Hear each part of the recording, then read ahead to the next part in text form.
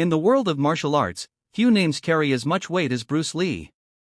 He wasn't just a movie star, a cultural icon, or a martial artist. Bruce Lee was a revolutionary thinker whose approach to fighting forever changed how the world saw combat. His influence wasn't limited to flashy kicks or choreographed sequences. What truly shook the foundations of traditional martial arts was his integration of Western boxing techniques into Eastern martial disciplines. Before Bruce, martial arts styles were rigid, full of rituals, and bound by tradition. After Bruce, they became fluid, adaptive, and shockingly practical. But how did boxing, something seemingly so simple, completely transform martial arts through Bruce Lee? The answer lies in his obsession with efficiency, realism, and simplicity. Lee recognized that in real combat, what matters isn't style, it's what works. And what worked exceptionally well in real fights was boxing.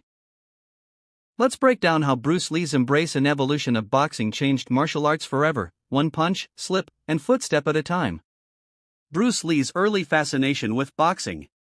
Before Bruce Lee even developed his own fighting system, Jeet Kune Do, he had already shown a deep interest in boxing. As a teenager in Hong Kong, Bruce was already studying the movements of Muhammad Ali, Sugar Ray Robinson, and other world-class boxers. Their footwork, rhythm, and power fascinated him. At just 18, Bruce entered and won the Hong Kong Inter-School Boxing Championship by defeating the reigning champion in a match that stunned onlookers. He wasn't relying on pure Wing Chun. Bruce was blending in boxing techniques like jabs, feints, hooks, and head movement, something unheard of in traditional Chinese martial arts at the time. For Bruce, boxing wasn't just a sport. It was a science of movement, angles, and timing.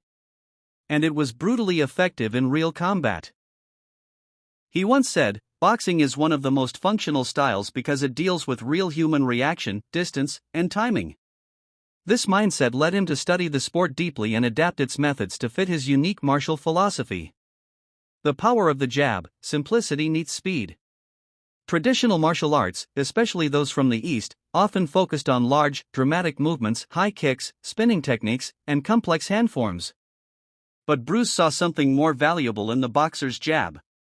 The jab is not flashy, but it's fast, efficient, and incredibly useful for controlling distance, breaking rhythm, and setting up powerful combinations. Bruce Lee's jab wasn't just fast, it was explosively fast.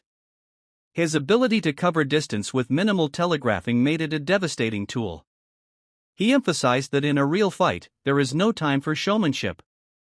The jab became one of the key foundations of Jeet Kune Do and served multiple purposes: defense, offense, and psychological pressure. Bruce didn't just throw the jab like a boxer, he adapted it using principles from Wing Chun, fencing, and